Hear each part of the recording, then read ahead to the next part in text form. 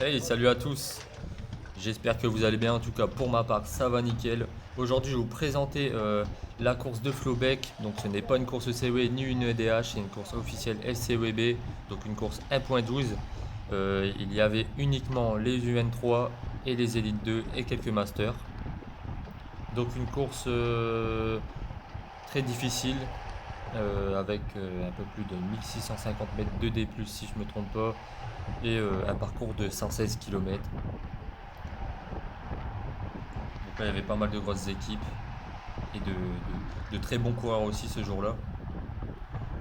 Il y avait aussi, je pense, 5 nationalités différentes.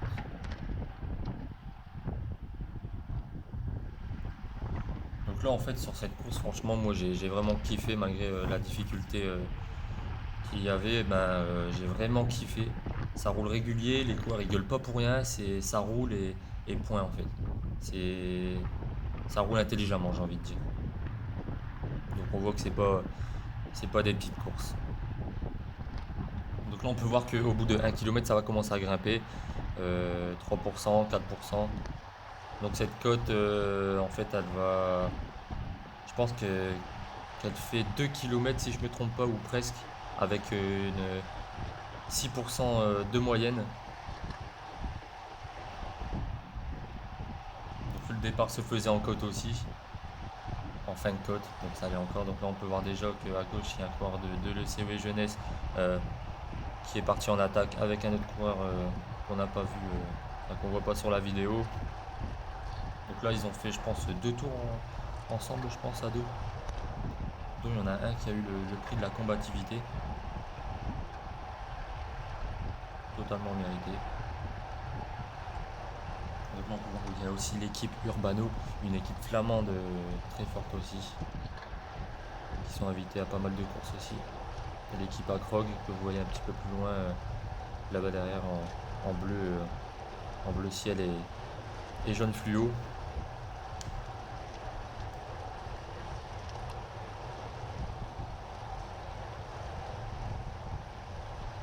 On peut voir que tout le monde la plupart des cyclistes se mettent déjà en danseuse. Regardez là, il y a un cycliste de l'équipe Tarteletto Isorex, une très grosse équipe aussi. Il roule souvent aussi avec les professionnels, cette équipe-là. Donc avec de très bons coureurs aussi, encore une fois.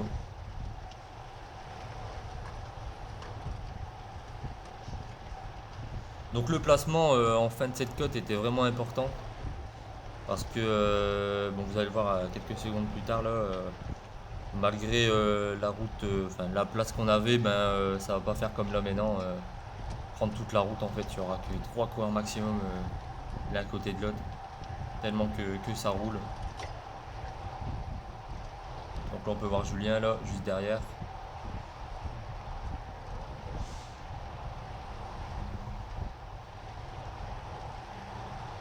Donc là, comme je vous ai dit, là, ça va commencer à... Le peloton va s'étirer un petit peu à la fois.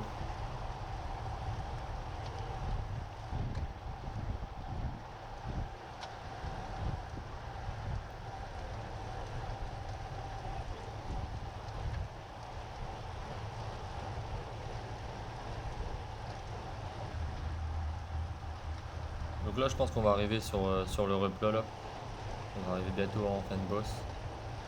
Donc là, en fait, comme vous avez pu le voir, hein, en bas à gauche, nous avons les kilomètres heure, les pourcentages des bosses et la distance. Et en haut à gauche, vous avez le nombre de circuits, le parcours bien détaillé et la durée de la course forcément.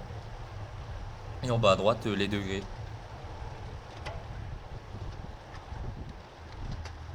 Donc là, on peut voir que ça va relancer un petit peu. En fin de côte, 6%, 30 km/h, 32. Et ça va augmenter encore. Donc le placement était vraiment important. Nous avons aussi l'équipe Krabé, l'ancienne équipe de Arnaud Delis, lui qui est chez les U23, chez les Lotto Soudal et qui passe pour 2022.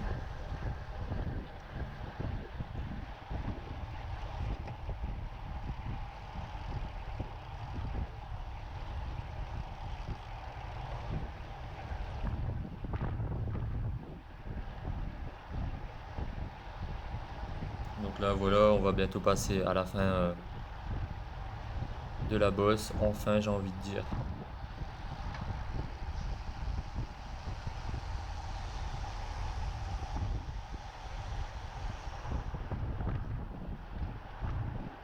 Voilà, donc là on reprend de la vitesse, forcément on arrive sur du plat. Enfin, ça va jusque 2%, 1%, on le sent vraiment pas quoi. Donc là on peut voir que tout le monde va venir se replacer un petit peu à la fois.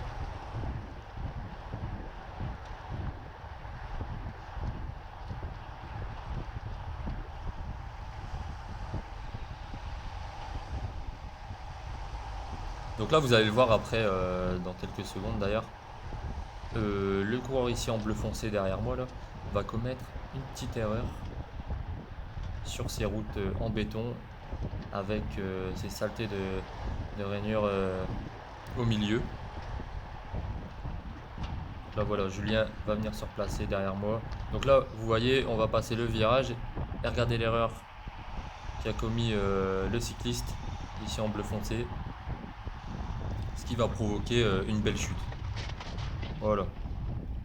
Donc ça a provoqué une chute, 6 ou 7 coureurs dedans, ça a cassé direct le peloton en deux, mais ça va, heureusement pour eux, ceux de derrière ont su nous rattraper dans les tours suivants, quoi, dans la descente. Donc là, on a avancé au 8ème tour. 8ème tour, ça a complètement explosé dans la bosse après le replat que je vous ai parlé. Donc là, je me suis retrouvé avec peut-être 9 coureurs maximum, dont Kylian Hook, un cycliste que j'ai couru avec quand j'étais plus jeune et dans le même club, qui est maintenant dans une bonne équipe DN en France, Nogent-sur-Oise si je me trompe pas. Donc là, on est toujours à. Enfin, il y en a peut-être un ou deux qui a lâché dans notre groupe. On a avancé un petit peu au 9ème tour en haut de la bosse. Donc là, on peut voir que ça devient vraiment difficile. J'ai l'impression que tout le monde est vraiment à bloc. Donc là, voilà, on va finir la course en fait ensemble à 7 ou 8 coureurs.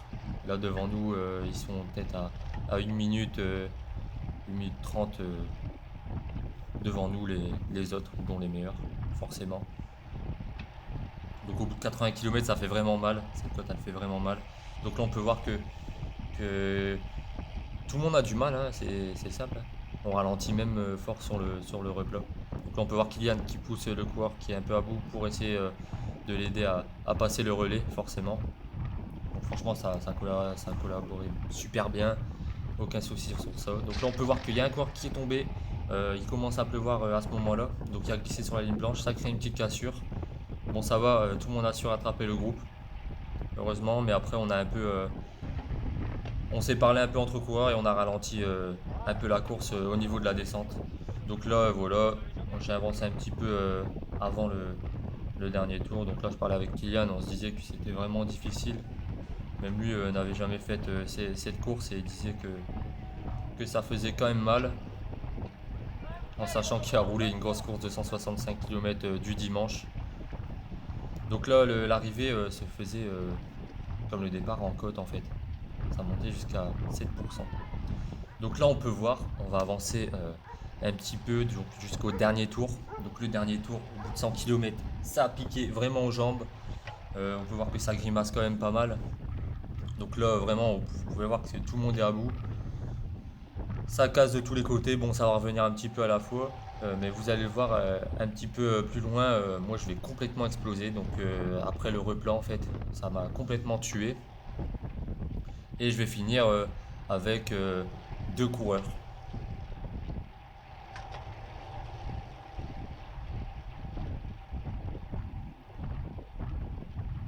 Donc là voilà, on peut voir que moi j'essaie d'accrocher un max les roues de devant.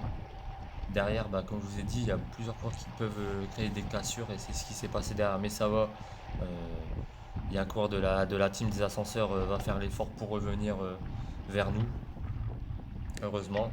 Donc là je pense qu'à ce moment-là, Kylian y est parti avec bah, les autres meilleurs, hein. De toute façon, de toute manière, c'était les meilleurs qui ont su faire la différence à la fin. Donc là voilà, on a fini la course à 3. Donc là, Je vais en remettre une petite avant la ligne pour le plaisir, pour gagner un peu de temps et pour gagner les 2 places à gagner quoi. Et je finis donc 32e. Donc pas déçu, vu qu'il y a eu quand même 34 abandons et 34 placés. Voilà, donc j'espère que ça vous aura plu et je vous dis à très bientôt pour la prochaine vidéo de la BioRacer.